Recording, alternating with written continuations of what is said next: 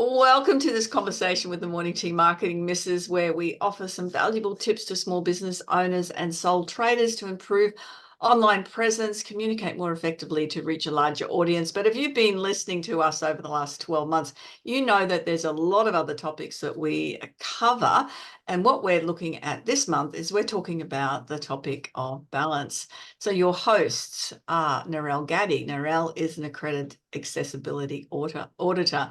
There's myself, Janine Vosper. I coach in sales and speaking and how to stand out in your own personal brand. We've got Jan Roach, who has Biz Connect web design and over 50s help. And if you've been paying attention, you may notice that we don't have Kate Smith with us now. We have the fabulous Lara Arden. Now, from a determined dancer to a recognised sales and academic achiever, Lara Arden is on a mission, I knew that I could say that word, to lead groundbreaking courses in business awards excellence to elevate and celebrate the success of 1 million entrepreneurs and executives.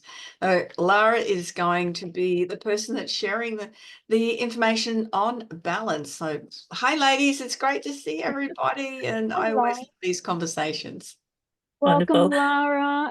Thank you, Narelle. With us. Thank you, Jan. It's great to be here. Thank you for that lovely introduction as well, Jenny. Appreciate it. So we're talking about balance today, which is amazing that we're starting with that topic because I don't know if I've had the chance to share with you yet, but I actually started out balancing when I was 5 years old, and I was a little girl who was keen to do ballet. And it was funny because at the time my mum was the pianist in the local ballet school, that she didn't want me to learn how to learn. She didn't want me to get into learning how to do ballet or anything like that because she saw the way that the parents were with their children, and for her it was all just a little bit too catty and competitive, and she was like, "No, my daughter's not going there." Well, as fate would have it, I was actually born pigeon-toed from the hips down, and by the time I got to about 5, the doctors were saying, "Look, she really needs something. You either got to put her into horse riding, roller skating, yoga, or ballet." And my mum was like, "Damn it, ballet." So that's how I ended up getting into dance. And of course, I was super excited and happy because I used to go along and watch her play at the local ballet school, and I always wanted to join in. And so now I got my chance and I was able to do that. So I started my career as a dancer when I was 5, and I did all the exams, and I used to do the annual concerts as well. And then I'd compete in the Eisteddfods when I was 10, and I was old enough to start competing. And that was actually in the Townsville Eisteddfods as well. And I did that for about 7 years. And interestingly, whilst I was competing, I never actually had any success. And so the success didn't come for me in the world of dance. And as hard as I tried, I was very determined, and I did really well with my exams, and I got all my honors and highly commended, and did really well in the group competitions for the Eisteddfods. Like the groups always won together. But for me as an individual, I wasn't able to get that third, second, or first place, but that's okay. It didn't deter my determination. I still wanted to compete anyway because I knew it was a lot of fun, and it was great to have that opportunity to self-express as a dancer. So, one of the things that I learned in ballet when it comes to balance is that, balance is something that comes from the core, or actually it comes from the ground up. So it comes through our feet, up our legs, and into our core. And that's an interesting thing when you consider that, like there's conversation today around listen to your body, listen to your gut, like what are we doing about our core strength? And when you think of that and relate that to business, there's probably some core elements in business that we could look at as well that would help us to maintain our balance when we're out there in the world, or even at home and just trying to juggle everything else that there is to do in life. So I'd actually open it up at this point and ask for our other hosts here, what would you like to share with me that you have learned about being in business, and some of the core strengths that you've found to be surprising about yourself and those around you? Because these are the sorts of things that I like to look at as well as a business awards coach. Of what are the core strengths that you have in your business that we could use to help showcase how great you really are and the contribution you make to the community? So can I open it up to everyone else for us, Yeah, please? sure. I think for mine, balance in your business means not wearing all of the hats at once or Good one. even on any other day, but to have team members to look after the roles that they are best suited for. So if me, I am not technically minded by any stretch of any description or imagination. That is where Pat comes in, and he is brilliant, and I'm always amazed at what he can achieve. So with the web design, that's his thing, that's his domain. And I look after people, I look after the sales and the marketing and the team. So, and then when it comes to the team, they all have their individual roles to suit what their natural talents are. So it's like if you're putting someone in a role that they're not naturally suited to, it's like pushing it uphill, right? Yeah. So I think that that's a really great thing in business for balance, is making sure that you've got, you know, those things covered so that you're not burning the candle at both ends. I mean, sure, if you're burning too much one end and you burn the other, it kind of balances back up, but no, that's not that's not Yeah. how it works. Yeah. It Nice.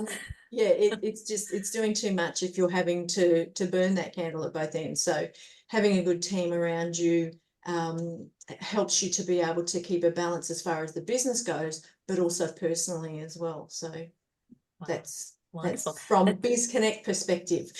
I love that. It's a great perspective. Thank you, Jan. What about for you, Janine?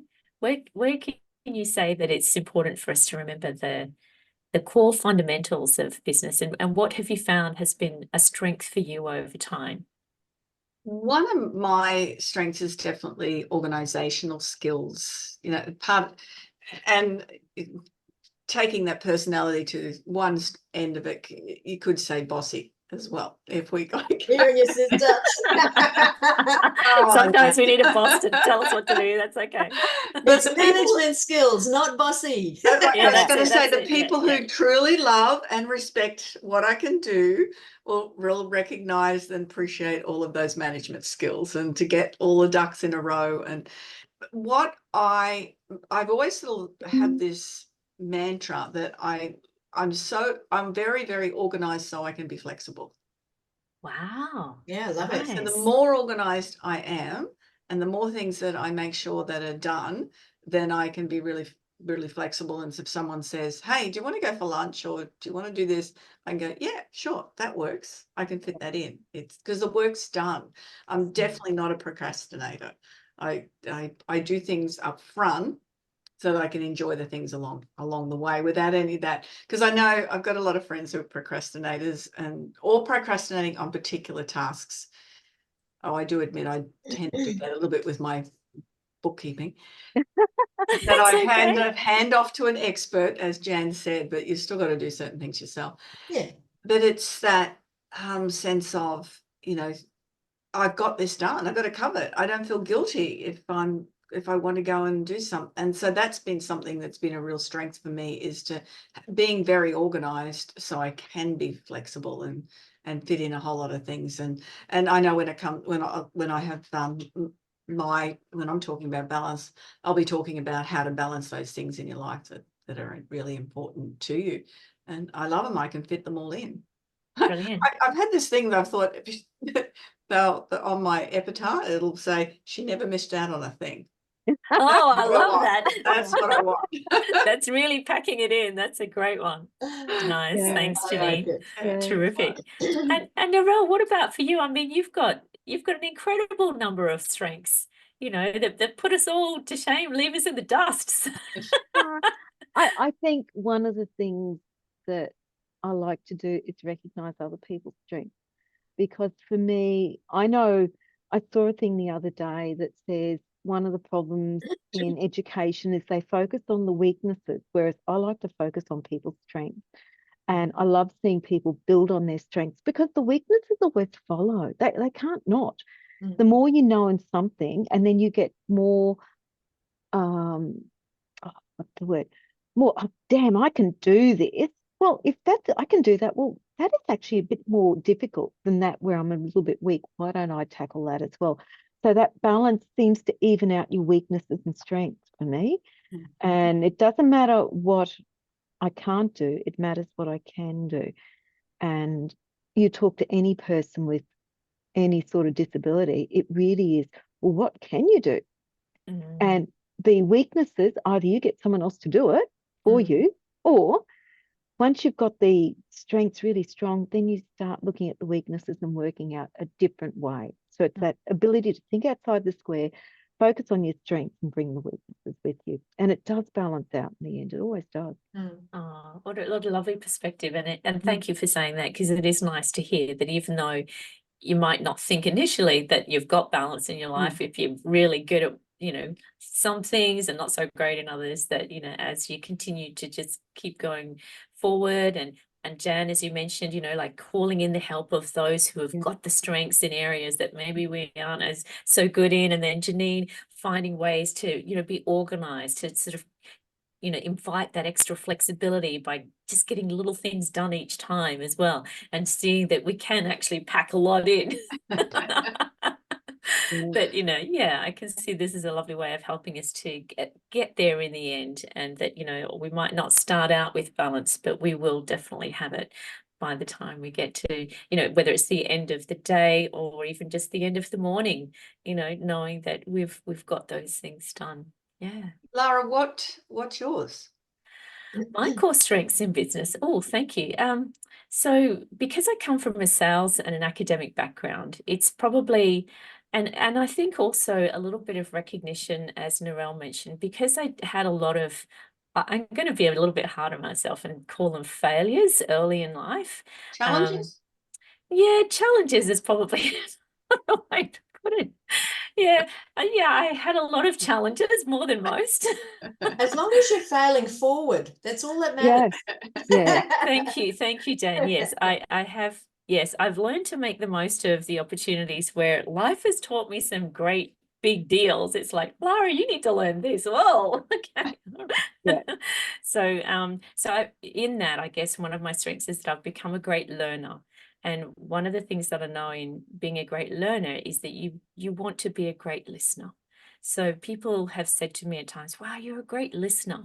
You know, Lara, I get that you really give so much attention to me when I'm talking to you, or if I'm talking about something.